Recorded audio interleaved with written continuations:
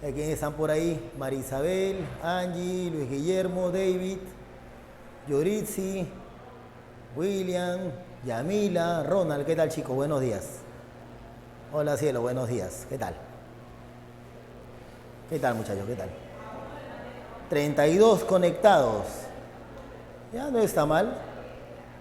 Aunque creo que la semana pasada arrancamos con 35. Si la memoria no me falla.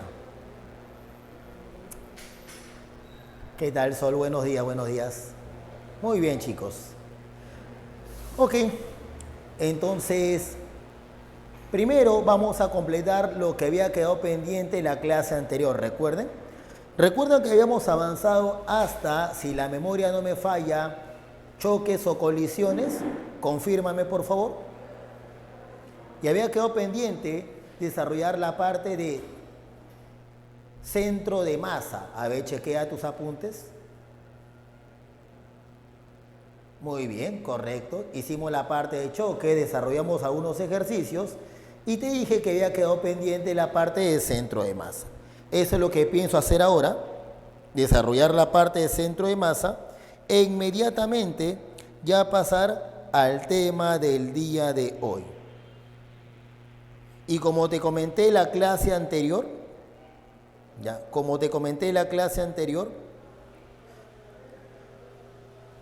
con esto que voy a hacer ahora, centro de masa, terminamos toda la parte teórica, todas las herramientas que necesitamos para poder estudiar cualquier movimiento, cualquier fenómeno en mecánica. De tal forma que luego de hacer centro de masa, arrancaré con el estudio del movimiento armónico simple. Y eso sí me llevará hasta el final de la clase.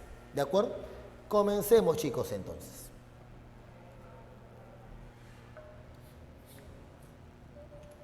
Decimos entonces,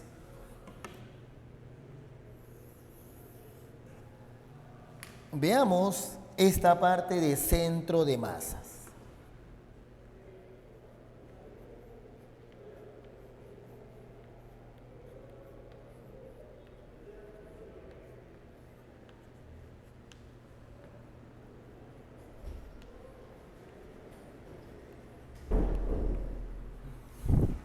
Bien, para introducir esto, vamos a ver lo siguiente.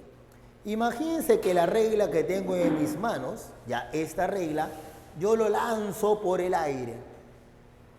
Si lanzara la regla por el aire, la regla haría más o menos una cosa así. Ahora, si yo analizara el movimiento de, por ejemplo, este punto de la regla, me daría cuenta que el movimiento es tremendamente complicado. A ver, hagamos una simulación. Lo que estoy diciendo es esto. Marco la regla por aquí, en este puntito. Ya. Marco la regla en este punto, el punto de azul, e imaginariamente lanzo la regla por el aire. Entonces, ¿qué va a hacer la regla? Una cosa así. El movimiento de este punto es muy complicado. En particular, el movimiento de cualquier punto de la regla es difícil de analizar. Sin embargo, si esto lo viéramos a cámara lenta, observaríamos que hay un punto de la regla que describe un movimiento que ya es conocido por nosotros. Más aún, existe un punto de la regla que describe el mismo movimiento que si yo hubiera lanzado una partícula por el aire. Es decir, este punto de la regla describe una trayectoria parabólica. Es como si yo estuviera concentrando toda la masa de la regla en un único punto. ¿Quién es ese punto? Te presento al centro de masas. Esa es la idea fundamental. La idea es, en vez de analizar directamente el movimiento de este punto complicado, mejor primero empiezo analizando el movimiento del centro de masas. El centro de masas se comporta como si toda la masa de la regla estuviera concentrada en ese punto. Por lo tanto, el movimiento del centro de masas, en mi ejemplo, sería el movimiento de un proyectil, es decir, una trayectoria parabólica. Ese es el principal atributo del centro de masa, punto donde se concentra la masa de toda la regla. Pero también podríamos encontrar algo adicional. Cada punto de la regla tiene una velocidad. Me pregunta, ¿tipo torque? No, no me estoy refiriendo a eso. No me estoy refiriendo a fuerzas, me estoy refiriendo a movimientos. ¿De acuerdo? Entonces, todo punto de esta regla tiene una cierta velocidad y por lo tanto, cada punto de esta regla tiene una cantidad de movimiento. Resulta que si yo pudiera sumar la cantidad de movimiento de cada parte de la regla, es decir, si yo calculara la cantidad de movimiento del sistema, encontraría que es exactamente igual a si yo calculase la cantidad de movimiento del centro de masas. Lo voy a colocar y lo voy a pasar a limpio en términos ya no de esta regla, sino en términos de un sistema de partículas. Veamos a qué me refiero con eso. Entonces, decimos lo siguiente. ¿Qué cosa es el centro de masas?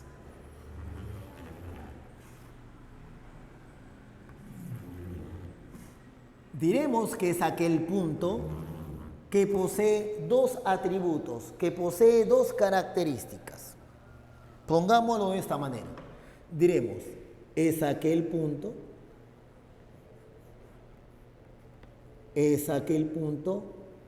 que posee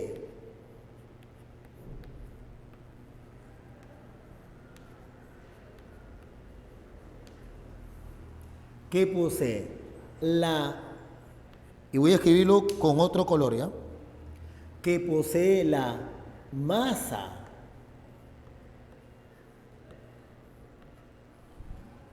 no solo la masa, ¿sí? Posee la masa y cantidad de movimiento.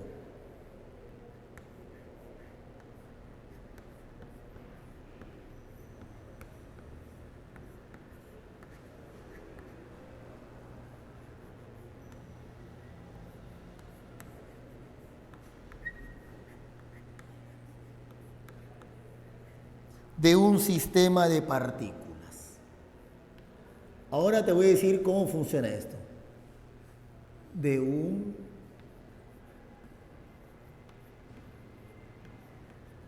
sistema de partículas.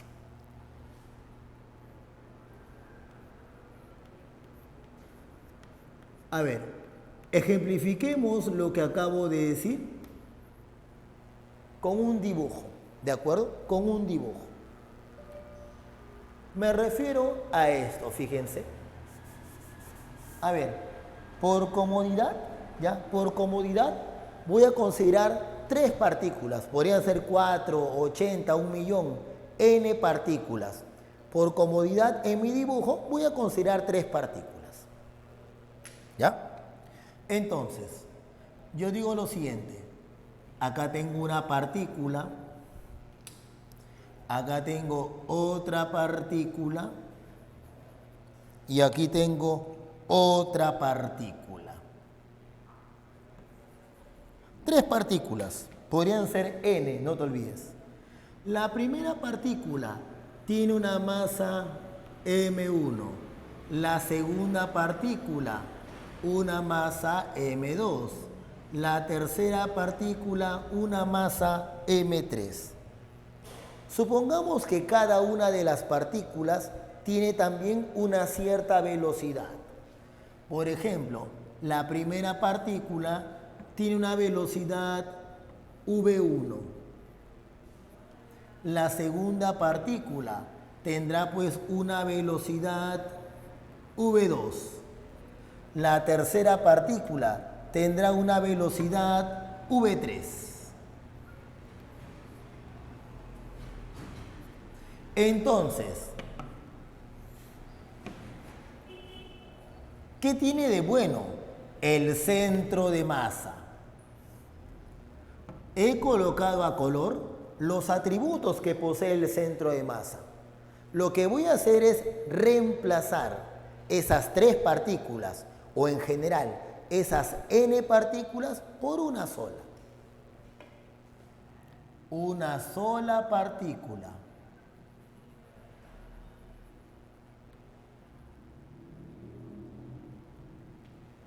¿De acuerdo? ¿Qué atributos tiene esa partícula ubicada en el centro de masa? 1. Tiene la masa igual a la masa del sistema.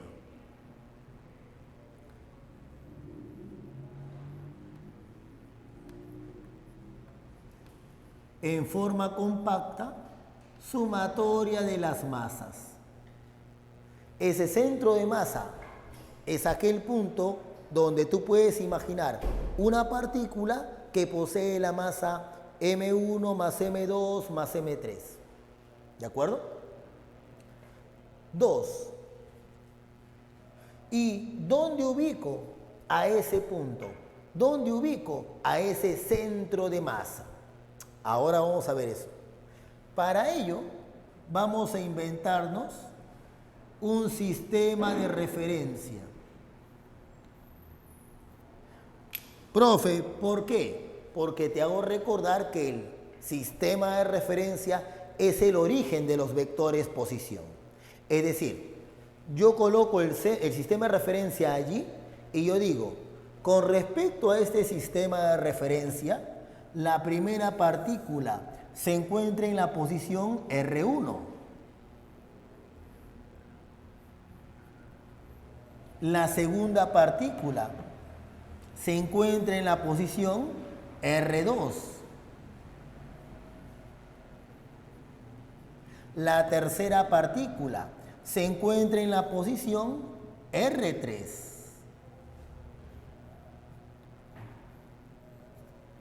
Problema: ¿dónde deberé colocar a esa partícula, ¿sí?, que tiene la masa del sistema de partículas? ¿En qué posición debo encontrarla? Debo ubicarla, mejor dicho. Y entonces la respuesta es, utilizando el mismo sistema de referencia, lo vuelvo a colocar aquí, yo ubico la posición del centro de masa. Esta sería la posición del centro de masas. Ahorita me encargo de eso. Muy bien, date cuenta que hasta el momento he utilizado la primera característica. ¿Qué es el centro de masa? Es aquel punto que posee la masa de todo el sistema de partículas. Pero todavía no estoy haciendo uso de la segunda característica. ¿Y cuál es esa? Que la cantidad de movimiento de este centro de masa es exactamente la cantidad de movimiento del sistema de partículas. Por lo tanto, este centro de masa se está moviendo con cierta velocidad. Pongámosla así. Velocidad del centro de masas. Por lo tanto, voy a hacer uso de la segunda característica. ¿Cuál? La siguiente. La cantidad de movimiento, ¿ya?, del centro de masas es igual a la cantidad de movimiento del sistema. Ese es el punto de partida. Masa del sistema, masa del centro de masas. Cantidad de movimiento del sistema, cantidad de movimiento del centro de masas. Aquí tenemos las dos condiciones. Veamos qué obtenemos con esa condición. Si esto es cierto, yo digo, ¿y cómo calculo la cantidad de movimiento del centro de masa? Fácil. Recordando que el centro de masa es una partícula, entonces por teoría, ¿cómo se calcula la cantidad de movimiento de una partícula, chicos? Eso ya lo hemos visto en la clase pasada. Te leo. Muy bien, muy bien. Ponme las variables, ponme las letras nada más fácil. Listo. M por V, perfecto. Masa por velocidad. Entonces yo digo así. ¿A qué es igual la cantidad de movimiento del centro de masa? Será la masa del centro de masa, pero esa es la masa del sistema, por la velocidad del centro de masas. Eso sería el lado derecho de la igualdad. Más tranca. Ahora, ¿cómo calculo la cantidad de movimiento de un sistema de partículas? Cuidado, ya no es masa por velocidad. Eso lo vimos en el tema de choque, recuérdalo. ¿Cómo calculo la cantidad de movimiento del del sistema de partículas? Te leo.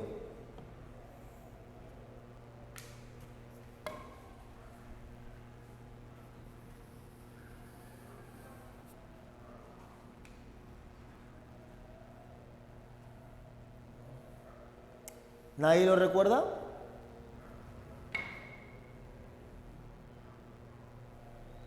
Cuando hice la demostración del teorema de las fuerzas externas igual a la variación de la cantidad de movimiento del sistema, allí yo definí que era la cantidad de movimiento de un sistema de partículas.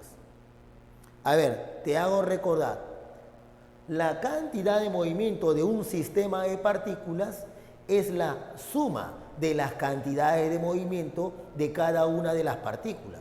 Por lo tanto, esto que está aquí sería M1 por V1, la cantidad de movimiento de la primera partícula, más M2 por V2, la cantidad de movimiento de la segunda partícula.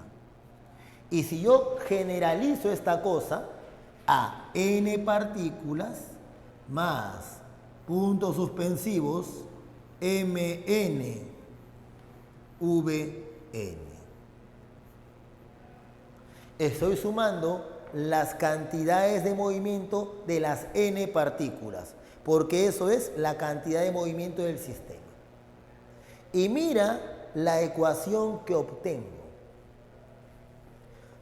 Si despejamos la velocidad del centro de masas, observen lo que obtenemos.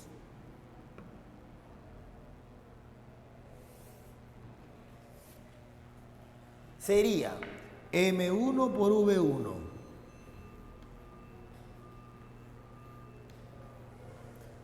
más M2 por V2 más Mn por Vn sobre la masa del sistema.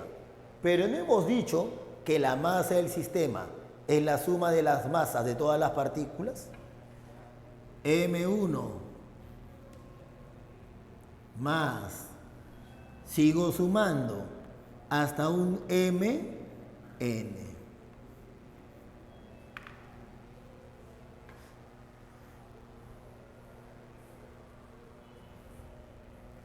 ¿Ya han visto en aritmética el tema grado medio de una mezcla alcohólica?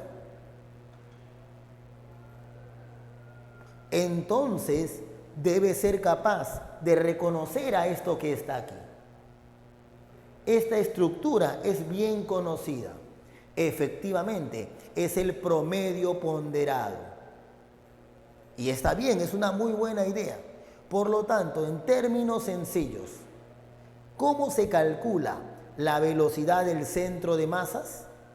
Como el promedio ponderado de las velocidades de todas las partículas. Listo. Fíjate qué fácil es decir esa ecuación en palabras. Es mucho más sencillo. Ya está. Pero eso solamente me da la velocidad del centro de masas. También con esto puedo calcular la posición del centro de masas. Entonces colocaré por aquí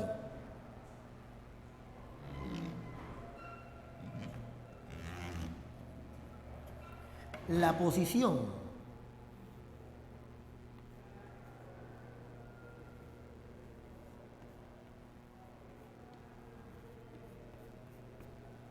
del centro de masas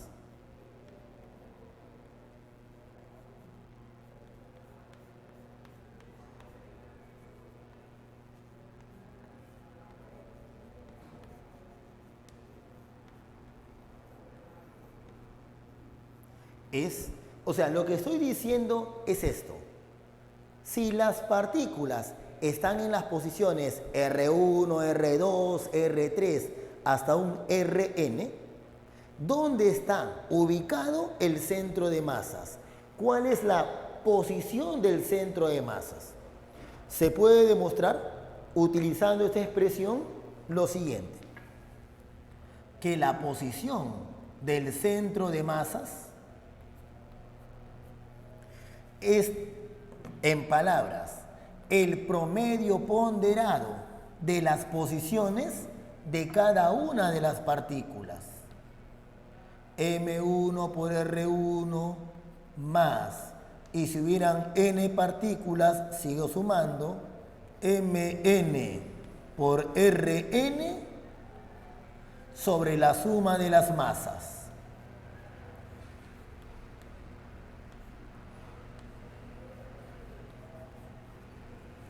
Listo, ya tengo la posición del centro de masas. Sencillo. Y también se puede demostrar lo siguiente.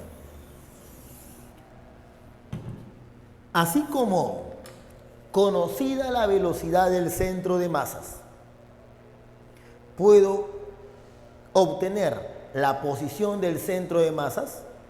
También se puede demostrar que si conoces la velocidad del centro de masas, puedes calcular la aceleración del centro de masas. Y eso te lo escribo por acá arriba.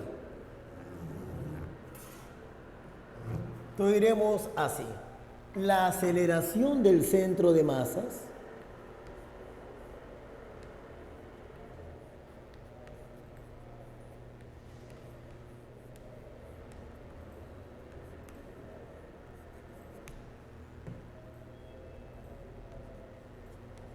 del centro de masas.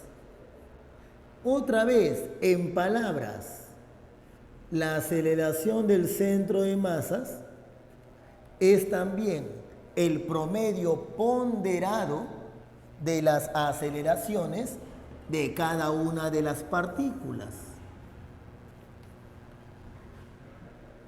M1 por A1 más, y si hubiera más términos, sigo sumando, Mn a n.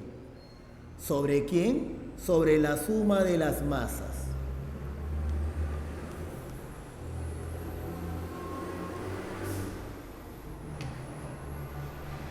Chicos, para resumir lo que estamos viendo hasta aquí, en términos sencillos, ¿qué cosa es el centro de masa? Es aquel punto que posee la masa y la cantidad de movimiento del sistema de partículas. ¿Cómo calculo la posición, la velocidad y la aceleración del centro de masas? Muy fácil, como el promedio ponderado de las posiciones, velocidades y aceleraciones de las partículas que conforman a dicho sistema. Ya está. Esa parte es tremendamente sencilla de entender. Lo bravo es lo que viene a continuación.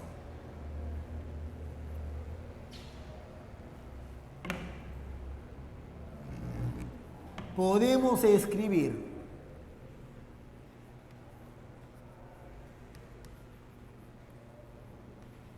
ya, podemos escribir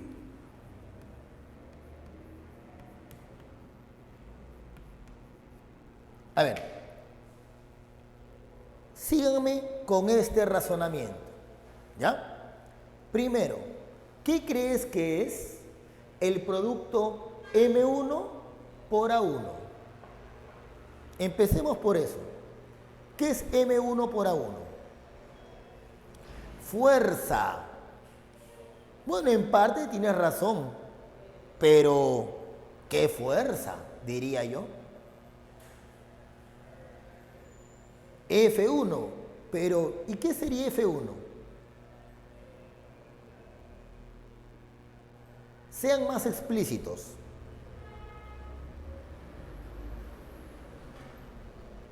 Fuerza resultante. La fuerza resultante de esa partícula, eso está mucho mejor. Muy bien, Ari, muy bien. Eso está mucho mejor. M1 por A1 es la fuerza resultante sobre la primera partícula. De igual forma, M2 por A2 es la fuerza resultante sobre la segunda partícula. Y así sucesivamente. Pero acá se viene lo bueno.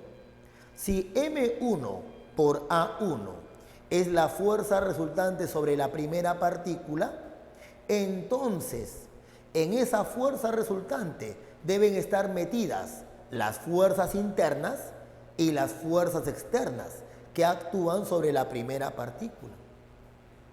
Entonces, M1 por A1, aquí hay fuerzas internas y fuerzas externas. M2 por A2, también habría fuerzas internas y fuerzas externas. Y así sucesivamente hasta Mn por An. Aquí habría fuerzas internas y fuerzas externas. Acá se viene la magia del asunto. ¿Qué pasaría si yo sumo las fuerzas internas que actúan sobre la partícula 1 más las fuerzas internas que actúan sobre la partícula 2 más, así sucesivamente, hasta las fuerzas internas que actúan sobre la enésima partícula? ¿Qué pasaría si yo sumo todas las fuerzas internas? ¿Se dan cuenta que esa suma vale 0? Piensen por qué.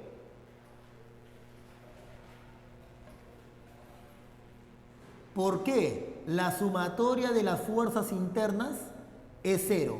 ¿Quién me garantiza eso? ¿Quién me lo dice?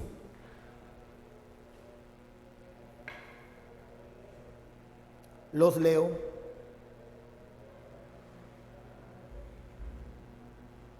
Teoría, y eso ya lo hice la clase pasada, por si acaso. Lo hice la clase pasada. Muy bien, muy bien, William, muy bien. Acción-reacción, o dicho en términos más sencillos, quien me garantiza que la suma de fuerzas internas es 0 es la tercera ley de Newton. Y como me comentó Yuritsi por interno, solo quedarían las fuerzas externas. Por lo tanto, el numerador sería suma de las fuerzas externas.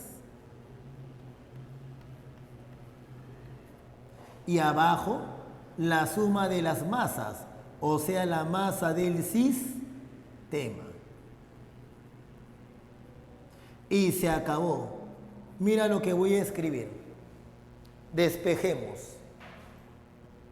Entonces, sumatoria de fuerzas externas. ¿Eso a qué es igual? A la masa del sistema. Voy a ponerla abajo, ¿ya? Entonces,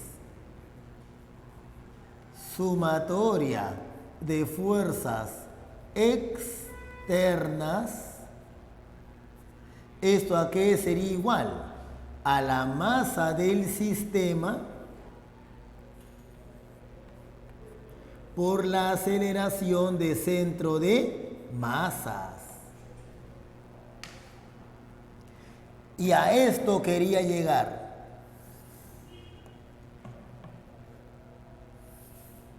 Profe, ¿y qué tiene de bueno?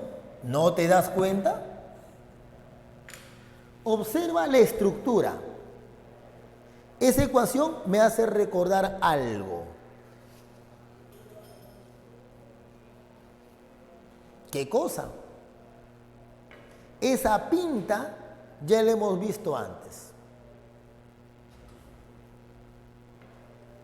¿Alguien la reconoce?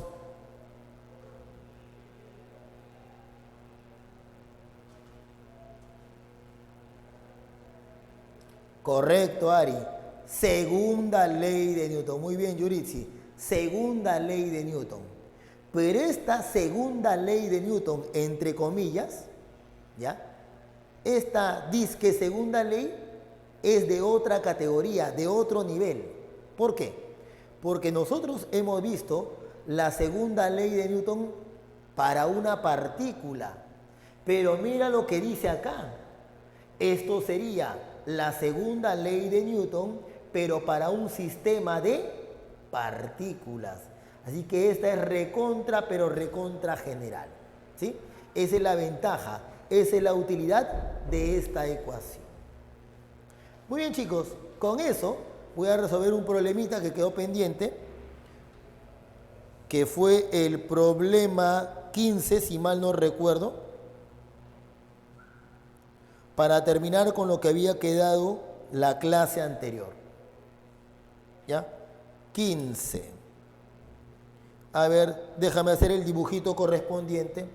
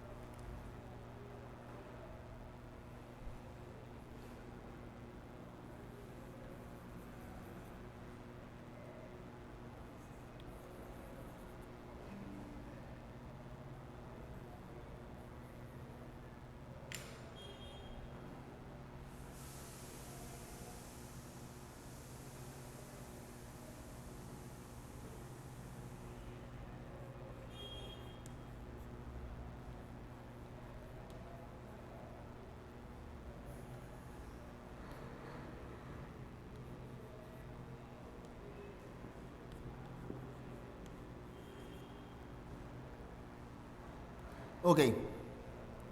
Problema 15. Tres partículas forman un triángulo rectángulo rígido, sujetas con cuerdas delgadas de masa insignificante, como se indica en la figura. Determine las coordenadas del centro de masa en metros del sistema formado por las tres partículas. Observo que las claves están en forma de par ordenado.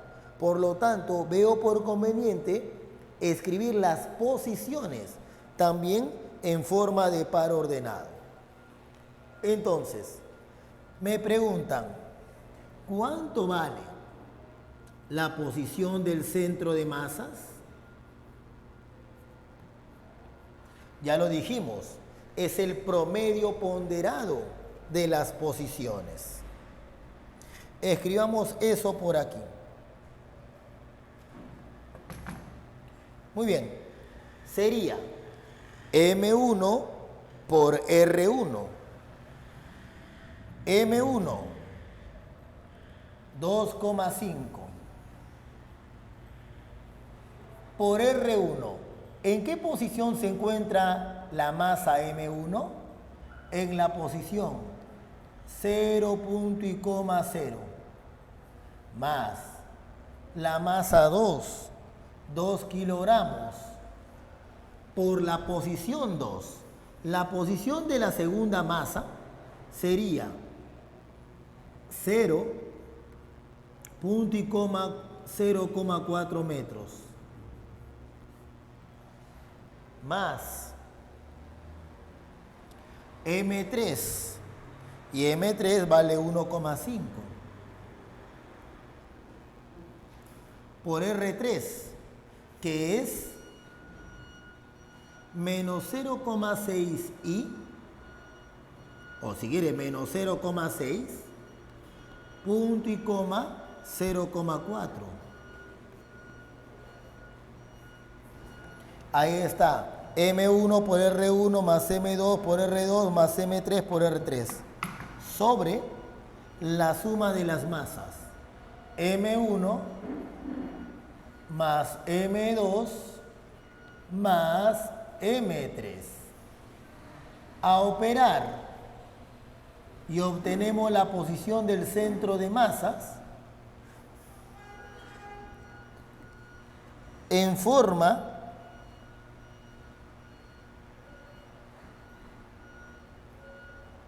a ver, veo que han factorizado el negativo, ¿no? Menos 0,15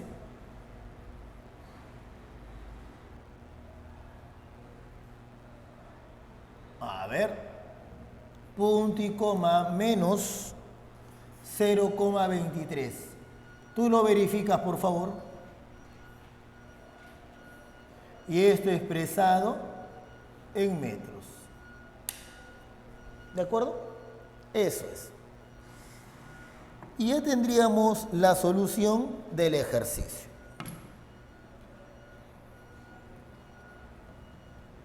Aplicación directa de formulita.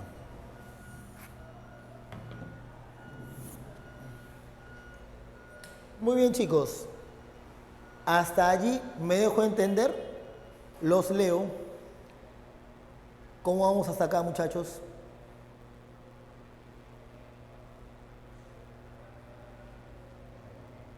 ¿Todo bien? Queda entonces. Ahora sí, a partir de aquí, ahora sí, agárrate, porque se viene la parte complicada. ¿Y por qué es complicado, profe? Porque básicamente lo que vamos a desarrollar son aplicaciones de lo que hemos visto antes. Por ejemplo, ahora que desarrolle el movimiento armónico simple, lo que voy a decir es, ¿te acuerdas la segunda ley de Newton? ¿Te acuerdas el teorema del trabajo de las fuerzas no conservativas? ¿Te acuerdas del teorema del impulso de las fuerzas externas? Porque todo eso se aplica en el análisis que vamos a hacer a continuación. Y por eso que este tema es complicado. No es complicado en el mismo tema en sí. Es complicado porque requiere que tú manejes las herramientas que hemos visto anteriormente. Por eso es que el problema es complicado. Pero vamos a ver cómo le hacemos para que puedas entender esto bastante bien. Empezamos entonces con nuestras aplicaciones.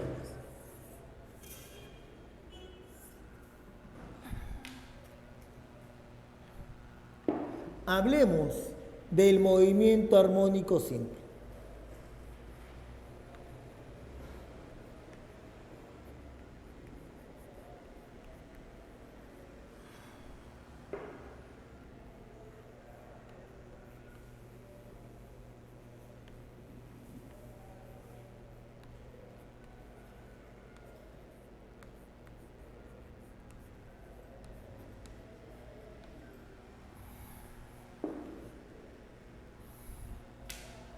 Muy bien, empecemos. Movimiento armónico. ¿Por qué se le llama armónico? Porque vamos a ver que la cinemática de este movimiento está descrita por la llamada funciones armónicas. ¿Quiénes son las funciones armónicas? Seno y coseno. ¿Y por qué simple? Porque de todos los movimientos oscilatorios que uno puede encontrar en la naturaleza, este movimiento es el más simple de todos, es el más sencillo de todos. Veamos entonces algunas características que tiene este movimiento. Diremos lo siguiente.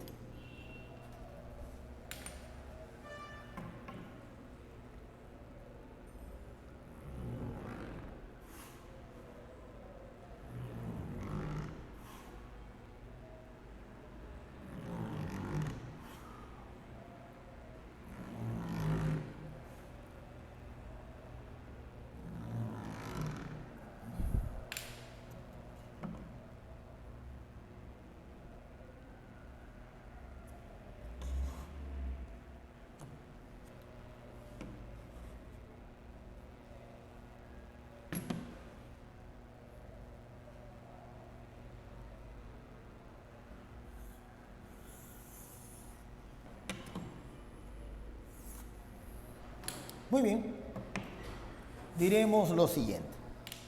Movimiento armónico simple.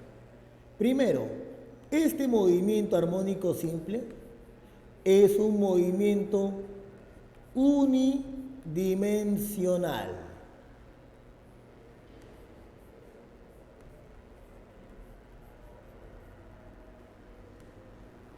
Unidimensional.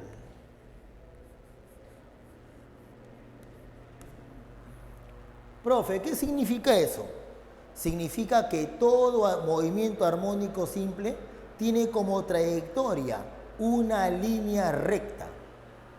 Si la trayectoria no es una recta, si la trayectoria no es una línea recta, es una curva, por ejemplo, entonces ese movimiento no puede ser un movimiento armónico simple. ¿De acuerdo? Métete eso en la cabeza. Trayectoria rectilínea. ¿Qué más? Este movimiento tiene que ser periódico.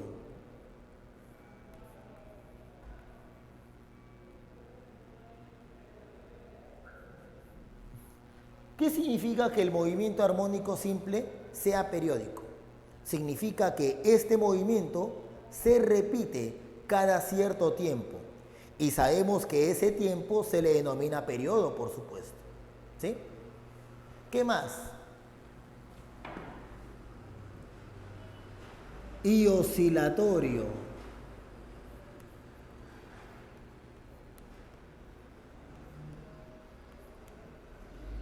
Y esa palabra sí es nueva para nosotros.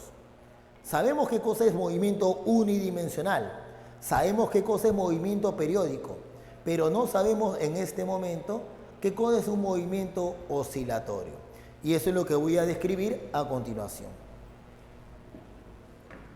Diremos lo siguiente.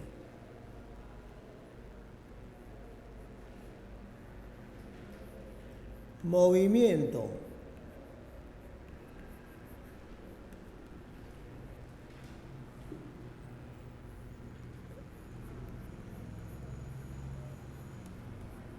de ida y vuelta.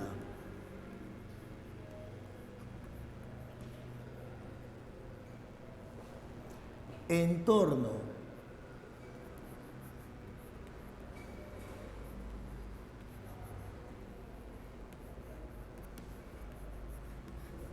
a una posición de equilibrio estable.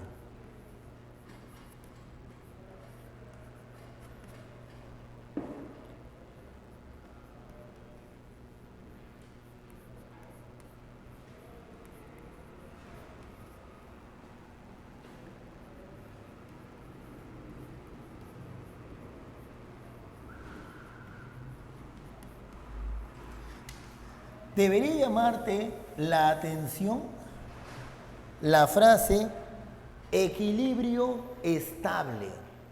¿Qué? ¿Acaso existen otros tipos de equilibrio? Así es. Aunque no te lo mencioné porque no era necesario anteriormente, existen 3 tipos de equilibrio y vamos a estudiarlos a continuación. Por ejemplo,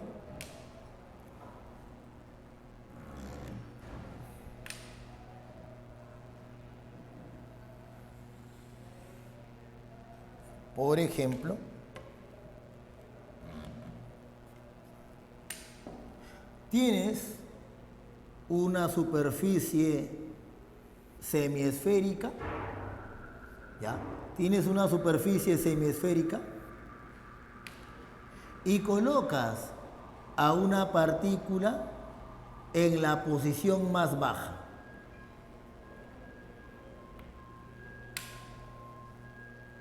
Obviamente, ese cuerpo está en equilibrio. ¿Sí o no? Ese cuerpo está en equilibrio, porque su velocidad es 0 en todo momento. Ahora observa esto.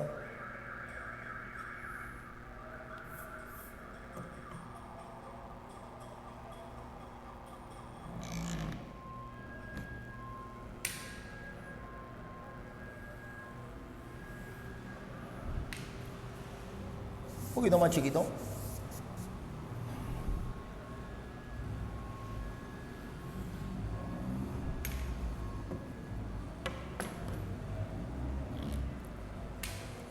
Ahora, por ejemplo, la partícula se encuentra en la parte más alta de esta superficie convexa.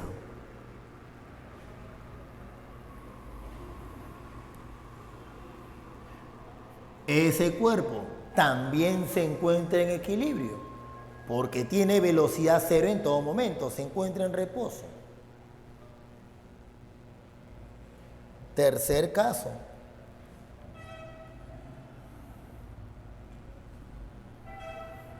En esta superficie horizontal colocas a la partícula, un poquito más a la izquierda, ¿eh? Colocas a la partícula y la partícula tiene velocidad 0 en todo momento, es decir, la partícula se encuentra en reposo.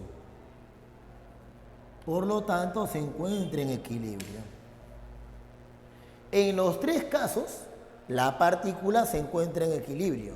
¿Por qué? Porque si yo sumo el peso con la fuerza de contacto, esa suma de fuerzas vale 0. Si yo sumo el peso con la fuerza de contacto, esa suma de fuerza vale 0. Aquí también, si yo sumo el peso con la fuerza de contacto, la suma de fuerzas es igual a 0. Sin embargo, te decía, estos 3 tipos de equilibrio son distintos. Pongámosle nombres. El primer equilibrio, por lo que te voy a comentar ahora, el primer equilibrio se llama equilibrio estable.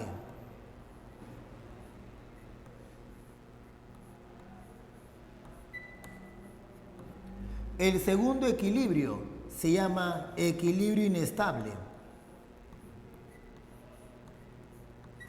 El tercer equilibrio se llama equilibrio indiferente.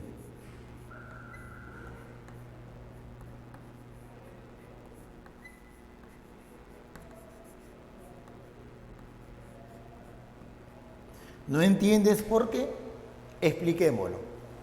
¿Qué ocurre en el primer caso cuando tú sacas a la partícula de la posición de equilibrio? ¿Sí? Sacas a la partícula de esta posición de equilibrio.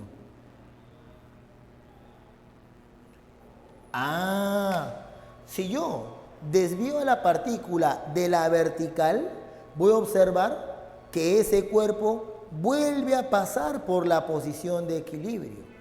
Pero no solo vuelve a pasar por la posición de equilibrio, sino que sobrepasa hasta alcanzar la misma altura del otro lado. Y cuando llega a lo extremo izquierdo, otra vez vuelve a caer, pasando otra vez por la posición de equilibrio. La partícula está oscilando porque experimenta un movimiento de ida y vuelta, de va y ven en torno a esta posición de equilibrio. Equilibrio estable. En el equilibrio estable se observa la aparición de una fuerza que obliga a la partícula a ir y venir, a oscilar en torno a esta posición de equilibrio estable. Muy bien, veamos este otro caso. ¿Qué pasaría si a la partícula yo la desvío de su posición de equilibrio? La saco de la posición de equilibrio. Es evidente que el equilibrio se rompe definitivamente. La partícula nunca más vuelve a pasar por la posición de equilibrio. Ese equilibrio será inestable. Pero veamos el tercer caso. ¿Qué ocurre si yo saco a la partícula de la posición de equilibrio? La partícula pasa a estar a una posición de equilibrio original. Cuidado, yo simplemente he dicho, agarro la partícula y la muevo para acá. La partícula no se va a mover. Estará en una posición de equilibrio que es completamente equivalente a la posición de equilibrio original. Es por eso que a ese equilibrio se le llama equilibrio indiferente, porque le da lo mismo, pues. Le da lo mismo. Como puedes observar del ejemplo que acabo de plantear, ¿sí? Solo podemos hablar de movimiento oscilatorio en el caso de que exista una posición de equilibrio estable. Aquí no existe movimiento oscilatorio, acá menos. Por lo tanto, me voy a concentrar aquí. Solo en este caso.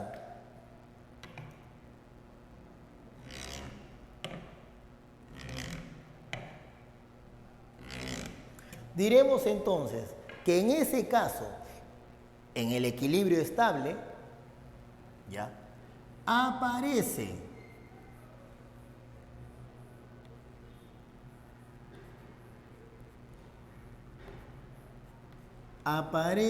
una, y esto lo voy a escribir con otro color, una fuerza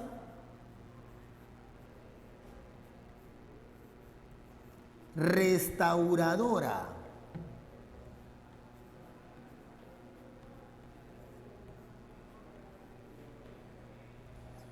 Aparece una fuerza restauradora.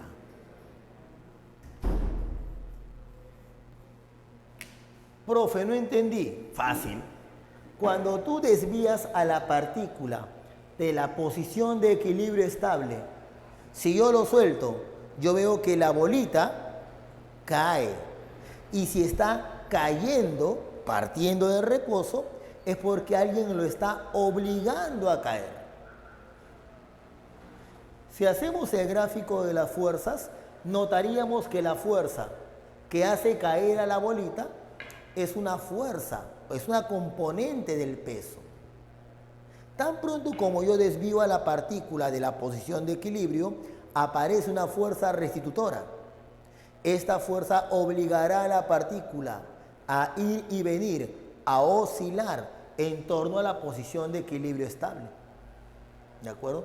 Aparece una fuerza restauradora.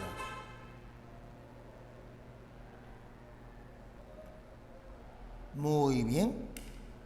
Entonces, planteemos la llamada condición dinámica del más. Condición dinámica del más.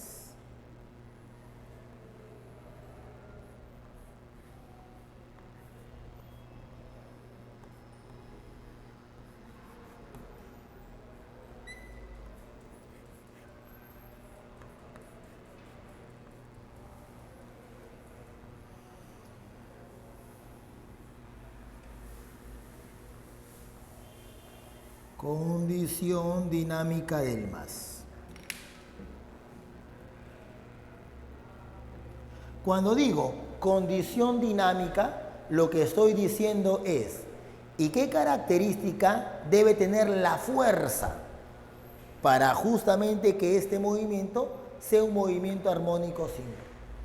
Y la respuesta es que esta fuerza restauradora, o resultante también, que esta fuerza restauradora, ¿ya?, debe ser tal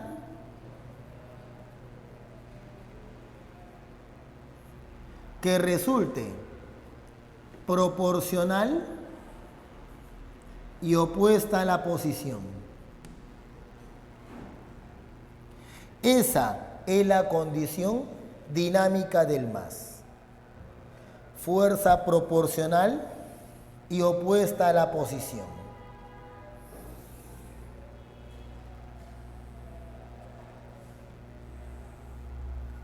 O sea, si yo quiero observar un movimiento armónico simple, entonces esa fuerza restitutora que aparece cuando existe una posición de equilibrio estable, esa fuerza no puede ser cualquier cosa. Debe ser de la forma menos beta por X. Esta fuerza es proporcional a la posición. Mayor posición X existe, más grande será la fuerza restitutora. Si la posición X vale 0, la fuerza restitutora también vale 0. Profe, ¿pero por qué el negativo? El negativo es una forma matemática de decirme, si la fuerza restitutora, si la posición X apunta a la derecha, entonces la fuerza restitutora tiene que apuntar hacia la izquierda. Él y él tienen orientaciones contrarias. Podemos decir aquí que el beta es una cantidad positiva. Profe, ¿pero quién es beta? Eso lo iremos viendo a medida que vayamos avanzando con el tema. Solo puedo decirte que beta es una cantidad positiva, ¿de acuerdo? Y decir también que X, ¿ya? X es la posición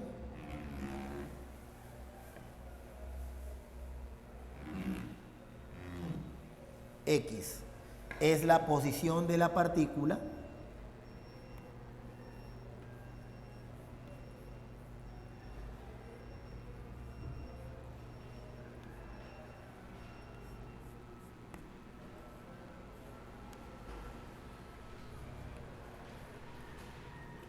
X es la posición de la partícula. Y aquí una frase clave. Medida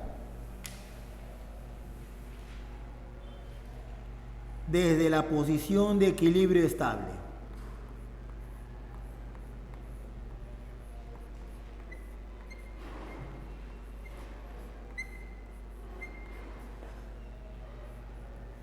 Desde la posición de equilibrio estable. Como te puedes dar cuenta, dado que es una posición de equilibrio estable, entonces me basta decir posición de equilibrio, nada más. Y está sobreentendido que es estable.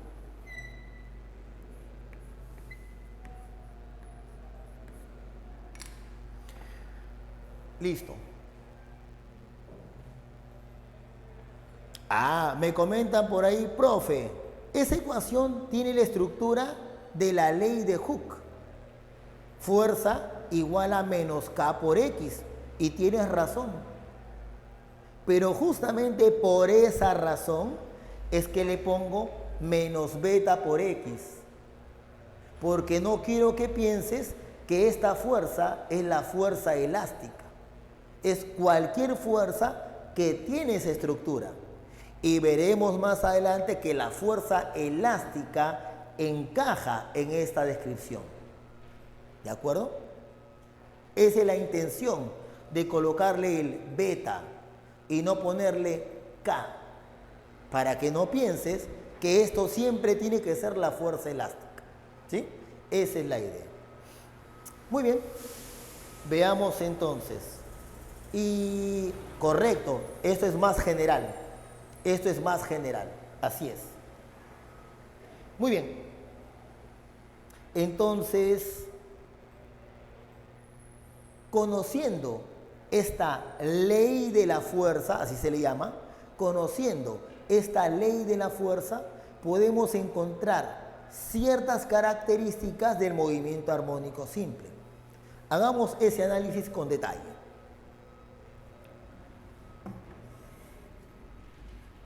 Por acá.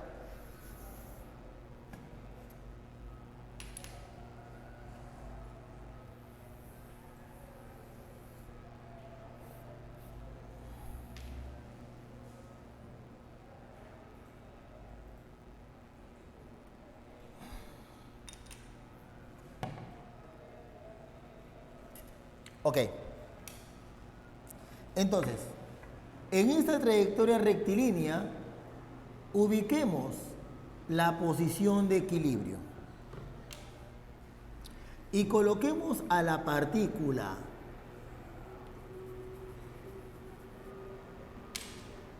en el instante t sub 0 aquí y lancémosla, se me ocurre en este ejemplo, hacia la izquierda. Lo que yo quiero hacer es mostrar qué características tiene el movimiento de esa partícula cuando está sometida a la acción de una fuerza restitutora de este tipo. Veamos. Tracemos el vector posición. Recuerda, la posición se mide desde la posición de equilibrio. Por lo tanto, coloco la posición por aquí. X sub 0. Posición inicial. Muy bien. ¿Qué me dice esta ecuación? Esta ecuación dice que la fuerza restitutora es opuesta a la posición. Quiere decir que si la posición, medida de la posición de equilibrio, apunta a la derecha, entonces la fuerza restitutora tiene que apuntar hacia la izquierda. Grafico entonces la fuerza restitutora o fuerza resultante, para decirlo más fácil.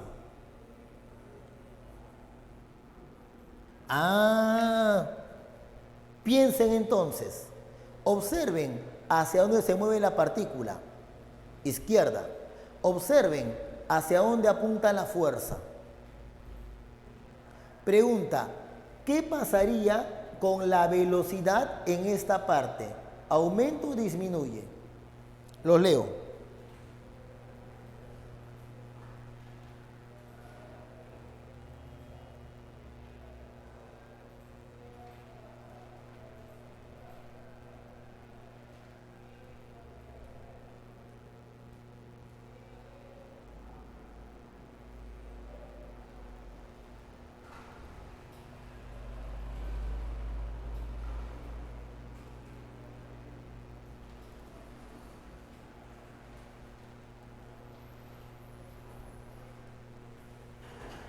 Ya, solo tengo dos respuestas.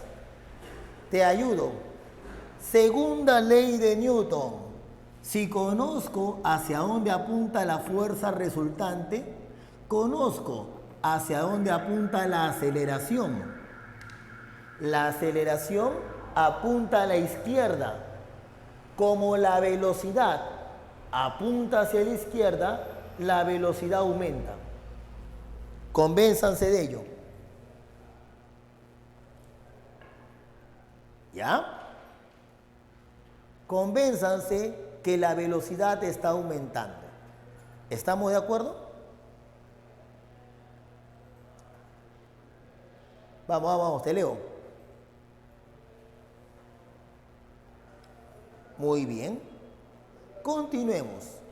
La partícula va a pasar por la posición de equilibrio, obviamente, y luego se moverá o estará a la izquierda de la posición de equilibrio. Muy bien.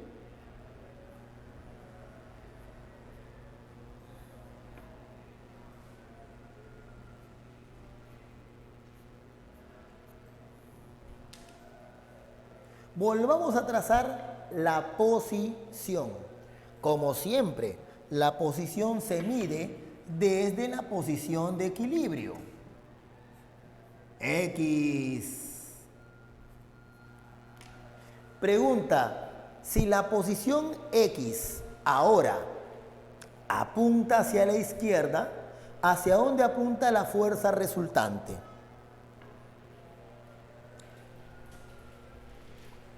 Derecha, ¿verdad? Listo. Dibujo la fuerza resultante hacia la derecha.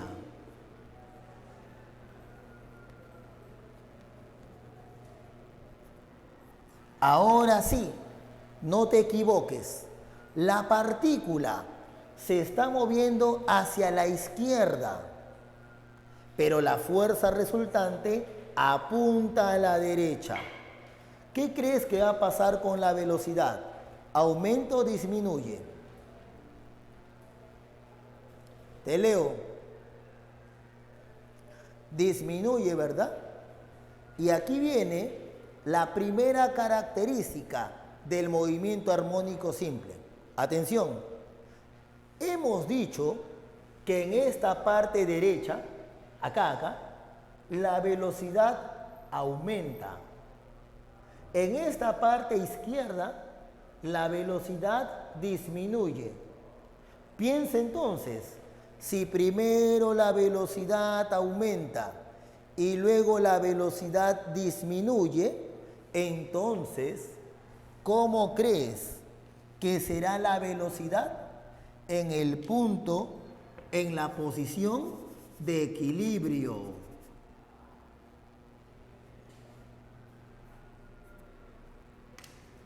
¿Cómo será la velocidad en la posición de equilibrio?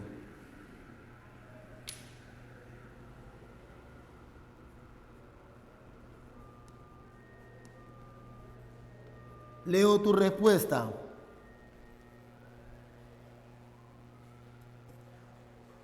Cero, es imposible, David, no puede ser, porque recuerda, estoy diciéndote que primero la velocidad aumenta, y luego la velocidad disminuye. Es obvio que en la posición de equilibrio la velocidad tiene que ser máxima.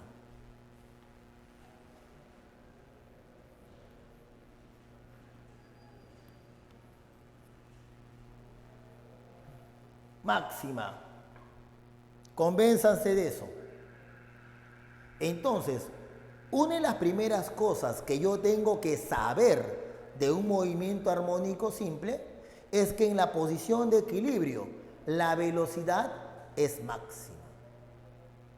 Sigamos analizando. Dijimos que por este lado la velocidad disminuía, pero si sigue ese camino, si la velocidad disminuye, es obvio que en algún momento, la velocidad tiene que ser igual a 0. ¿Verdad? La velocidad es igual a 0. Pero ¿se quedará allí? Imposible, porque recuerda que la posición apuntaría hacia la izquierda. Por lo tanto, la fuerza resultante apuntaría hacia la derecha y sería la máxima posible. Profe, no entiendo por qué la fuerza tiene que ser máxima, porque esta ecuación te dice que mientras más grande sea la posición Mientras más lejos se encuentre de la posición de equilibrio, la fuerza resultante tiene que aumentar, pues. Quiere decir que en ese extremo izquierdo la fuerza tiene que ser máxima. Por lo tanto, esta partícula va a ser obligada a moverse hacia la derecha, incrementando su velocidad. Pasará otra vez por la posición de equilibrio, donde la velocidad es máxima, y luego disminuirá su velocidad. ¿Hasta qué? Hasta que la partícula llega al extremo derecho. En ese punto, la velocidad es igual a 0. ¿Te das cuenta que esta ley de la fuerza me da características del movimiento? Esa ley de fuerza me permite entender por qué la partícula va y viene, de tal manera que en los extremos la velocidad es 0. En la posición de equilibrio, la velocidad es máxima. Fíjense todo lo que estamos descubriendo simplemente analizando esta ecuación. Pero sigamos. Eso es para la velocidad. Veamos para la aceleración. Mucha atención. Yo digo así. En la posición de equilibrio, ¿cuánto vale la fuerza resultante? Repito la pregunta. En la posición de equilibrio, ¿cuánto vale la fuerza resultante? 0, ¿verdad? Porque X sería 0. No dudes. En la posición de equilibrio, X vale 0. Por lo tanto, la fuerza resultante es 0. Y por lo tanto, de la segunda ley de Newton, si la fuerza resultante es 0, la aceleración es 0. Conclusión. En la posición de equilibrio, la velocidad es máxima, pero la aceleración es mínima e igual a 0.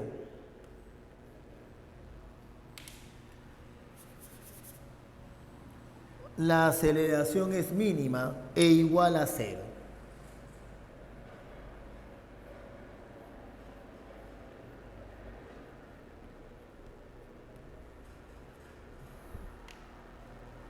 Muy bien. ¿Qué ocurre en los extremos? En los extremos dijimos, observa, en los extremos la fuerza resultante es máxima. Segunda ley de Newton, si la fuerza resultante es máxima, la aceleración también será máxima. Pero no te olvides, la fuerza y la aceleración tienen la misma orientación. Por lo tanto, la aceleración en los extremos es máxima.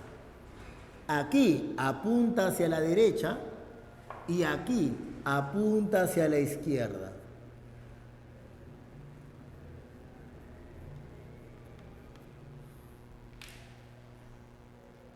Resumiendo, chicos, en la posición de equilibrio, ¿cómo es la velocidad?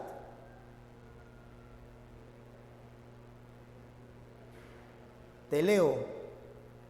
En la posición de equilibrio, ¿cómo es la velocidad? Máxima. En la posición de equilibrio, ¿cómo es la aceleración? Aceleración. 0. Sigo. En los extremos, ¿cómo es la velocidad? En los extremos, ¿cómo es la velocidad? 0. En los extremos, ¿cómo es la aceleración? Máxima. Más tranca. Si tú observas la figura, podrás responder fácilmente a esta pregunta.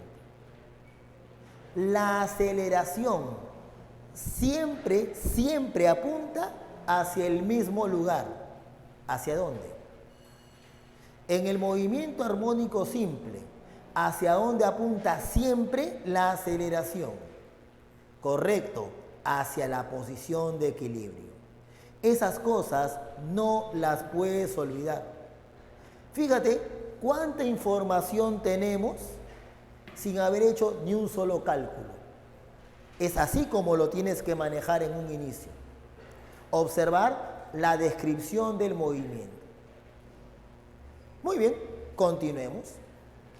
Ahora, yo puedo decir lo siguiente. Yo observo que la partícula experimenta un máximo alejamiento de la posición de equilibrio. Y por la simetría del dibujo, yo podría decir que ese máximo alejamiento de la partícula a la izquierda es exactamente el máximo alejamiento de la partícula a la derecha. Es decir, hay una distancia máxima a la que se aleja la partícula respecto a la posición de equilibrio. Y esa distancia máxima vamos a darle un nombre especial.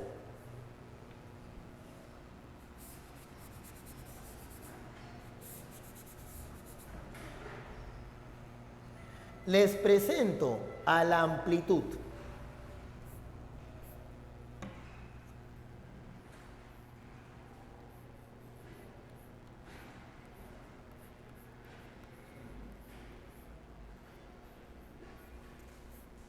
Amplitud A. Amplitud A.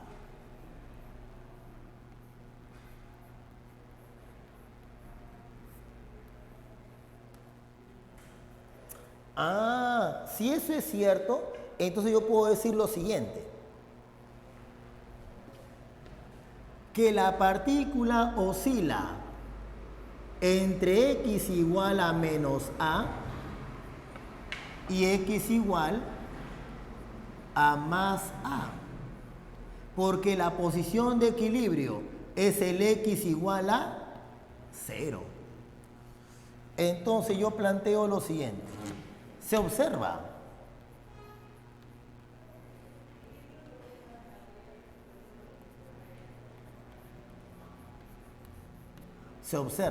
primero, se observa que las posiciones x varían de esta manera. ¿Está bien o no? Álgebra elemental. Pero acá se viene lo bueno. Trigonometría. Hay dos funciones que tienen una pinta muy parecida a esta. Dos funciones trigonométricas que tienen una pinta parecida a esta. ¿Se imaginan?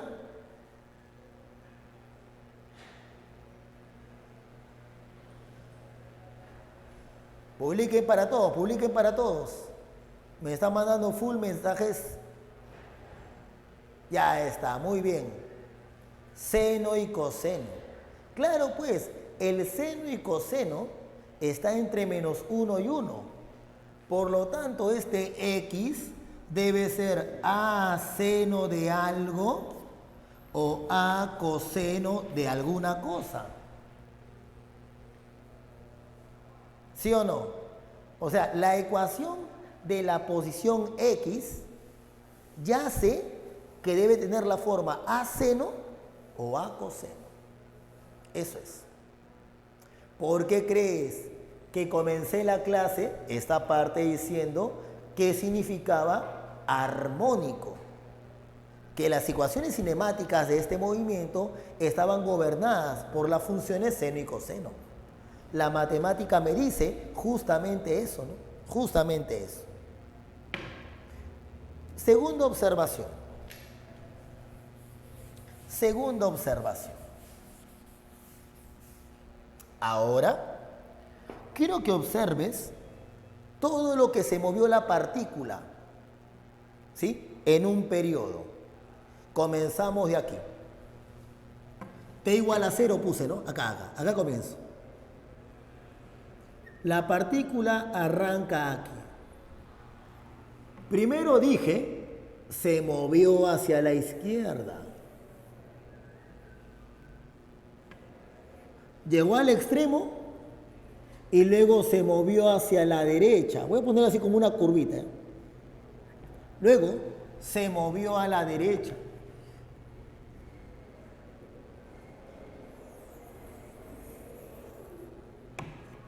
Ya, se movió a la derecha.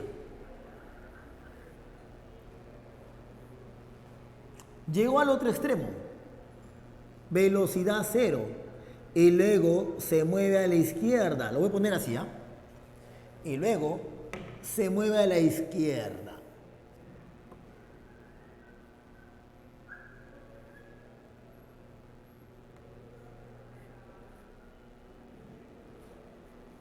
Ah, ya. Sale de un punto y regresa al mismo punto.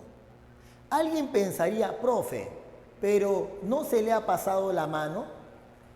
Si sale de este punto, para que regrese al mismo punto, ¿no tendría que llegar hasta acá? Y es cierto que aquí, arriba, aquí, ha llegado al mismo punto.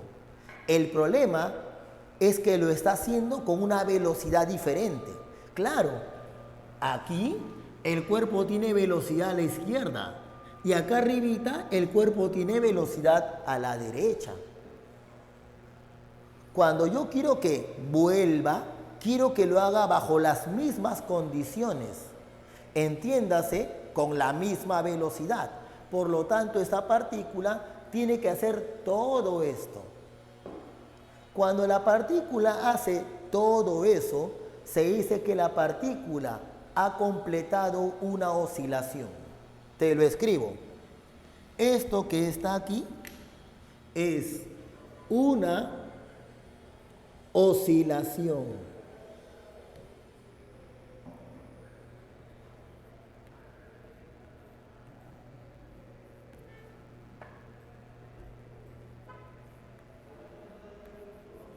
Y por lo tanto, mi segunda observación es esta.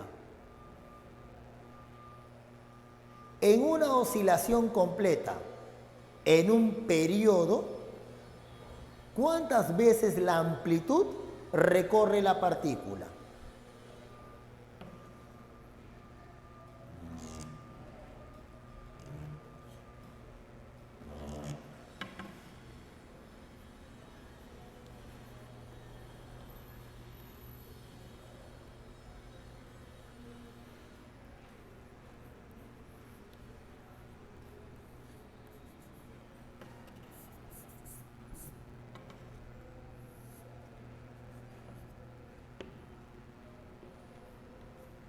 Te leo.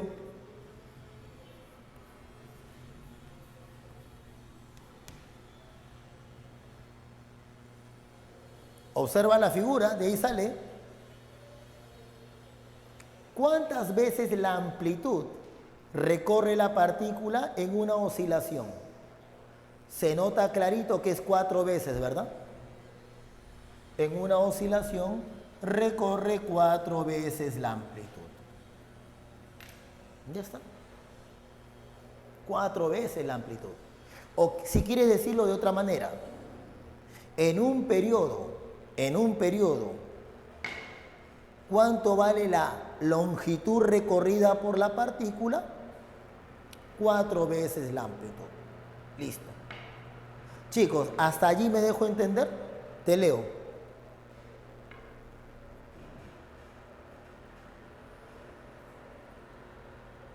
Muy bien, Brahim, muy bien. Correcto, David. Perfecto, perfecto. ¿Sí? A mí me parece también que está bastante entendible, hasta el momento en todo caso. Pero fíjate la importancia de la cuestión teórica. Eso es tremendamente importante, que tú primero manejes el fenómeno. ¿De qué trata? Antes de mandarte a las ecuaciones. ¿Quieres ecuaciones? Ya, a partir de aquí las voy a hacer aparecer. Pero esa es la parte más fácil, ¿no? Porque es matemática. La parte física es la parte más brava. Entonces, chicos, vamos a plantear la parte matemática. Un detalle interesante. Un detalle interesante.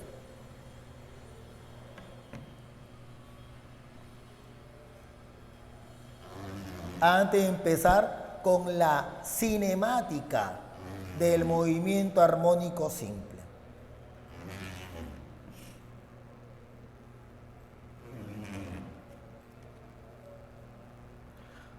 Resulta que en los movimientos oscilatorios es posible definir una cantidad característica de dichos movimientos.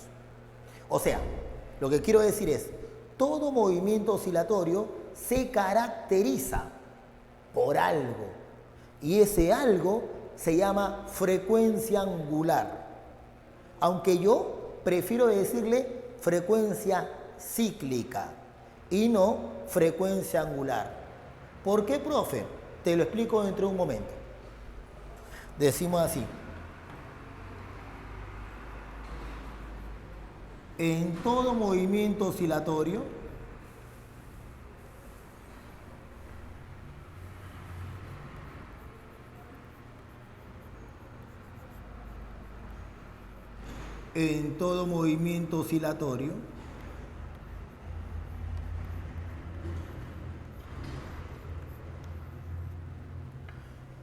sí, se define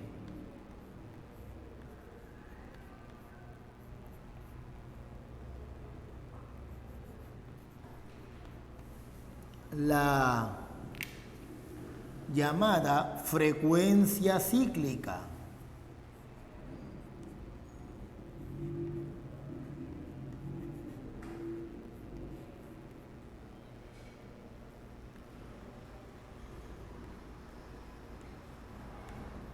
Angular.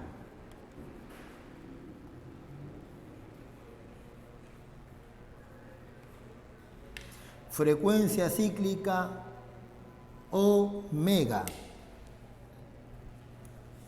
¿Cómo se define la frecuencia cíclica? La frecuencia cíclica se define como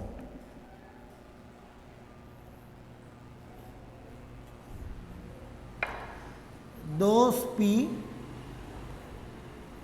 entre el periodo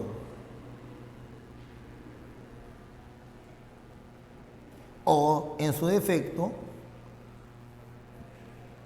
2pi por la frecuencia.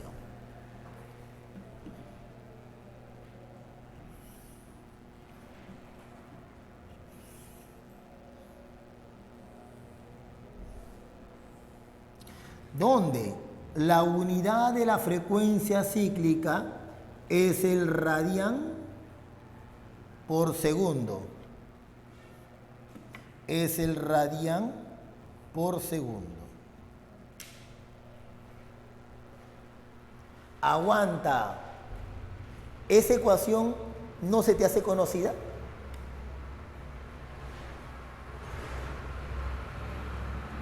¿A qué te hace recordar esto?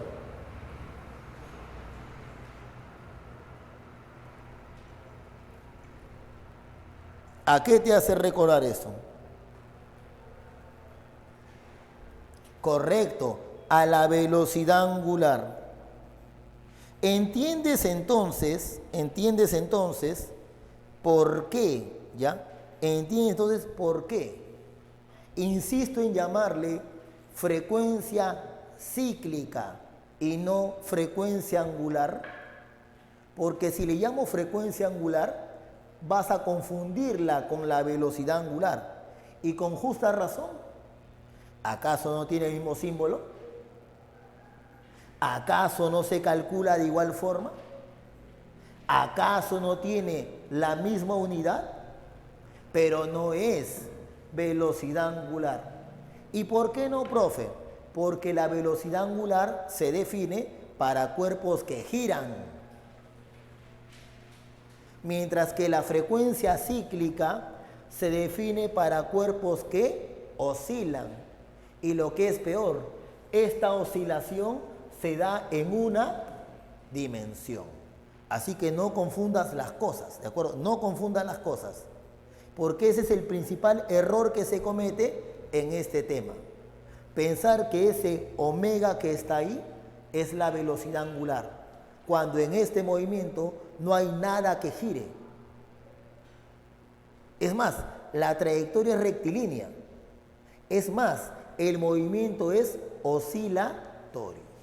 Así que cuidado con equivocarse con esta cantidad, ¿de acuerdo? Por eso le llamaremos frecuencia cíclica y no tanto frecuencia angular, ¿ya? Para ir acostumbrándonos a este nuevo término. Lo que no te estoy diciendo ahorita, porque no lo puedo hacer en este momento, es ¿y qué significa la frecuencia cíclica? ¿Qué mide la frecuencia cíclica? La velocidad angular, por ejemplo, mide cuán rápido gira una partícula.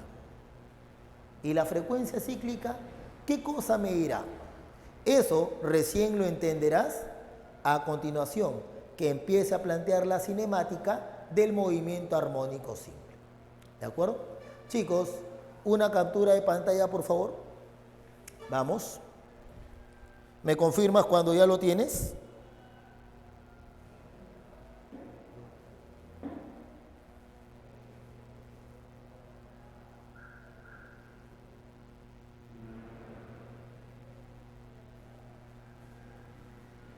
Muy bien, Brian, muy bien. Ahí siempre colaborando. Excelente. Muy bien. Entonces, hasta el momento hemos hecho la descripción del movimiento armónico simple. Lo que viene a continuación es la cinemática del movimiento armónico simple. Para ponértelo en contexto, ¿ya? Para ponértelo en contexto y luego tomarnos un descanso. Para ponértelo en contexto.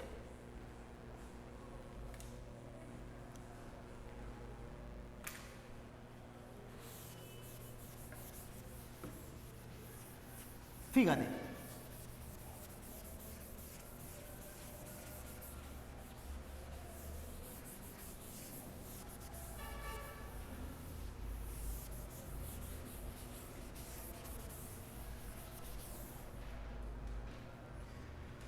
A ver, MRUV.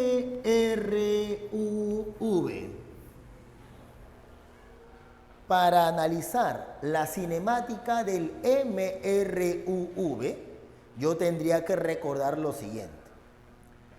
¿Cómo es la posición en función del tiempo? Posición inicial más la velocidad inicial por el tiempo más un medio de la aceleración por el tiempo al cuadrado. Tendría que analizar que la velocidad es igual a la velocidad inicial más la aceleración por el tiempo. Y tendría que decirte que la aceleración es constante. O sea, lo que estoy diciéndote es que en el caso del MRUV, la posición varía cuadráticamente con el tiempo. Es una función cuadrática. La gráfica es una parábola, tú ya sabes eso. En comparación con el MRU, donde yo diría que la posición es igual a la posición inicial más la velocidad por el tiempo. La velocidad es constante y por lo tanto la aceleración es cero. La velocidad varía linealmente con el tiempo y la velocidad es constante. Ahora que yo te estoy diciendo que voy a analizar la cinemática del movimiento armónico simple, evidentemente lo que yo tengo que decirte es, y en el más, ¿cómo varía la posición con el tiempo? En el más, ¿cómo varía la velocidad con el tiempo? En este más, ¿cómo varía la aceleración con el tiempo? Esas ecuaciones que yo voy a colocar ahí, aquí, deben ser coherentes con lo que hemos comentado acá. ¿Qué cosa, profe? Que en la posición de equilibrio la velocidad es máxima y la aceleración es cero. Debe ser coherente con el hecho de que en los extremos la velocidad es cero y la aceleración es máxima, etcétera, etcétera, etcétera. ¿De acuerdo? Esas ecuaciones que vamos a plantear aquí deben reflejar todas esas observaciones que hemos comentado. Y eso es lo que vamos a hacer a continuación.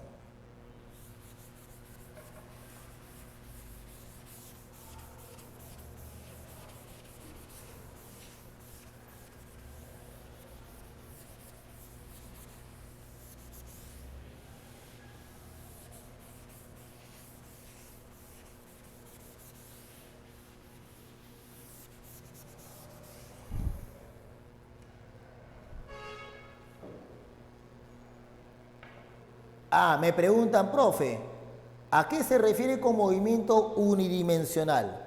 Es lo mismo que rectilíneo, sino que yo utilicé el nombre unidimensional para luego utilizar el nombre de bidimensional. Es lo mismo simplemente. No te hagas problemas por ese lado. Unidimensional o rectilíneo. Yo le pongo unidimensional para luego que se entienda con mayor facilidad qué cosa es movimiento bidimensional y posteriormente que se entienda qué significa movimiento tridimensional. Es en ese contexto. ¿De acuerdo? Muy bien, chicos. Vamos a analizar la cinemática del movimiento armónico simple después de tomarnos un ligero receso. ¿De acuerdo? Regresemos, muchachos, entonces.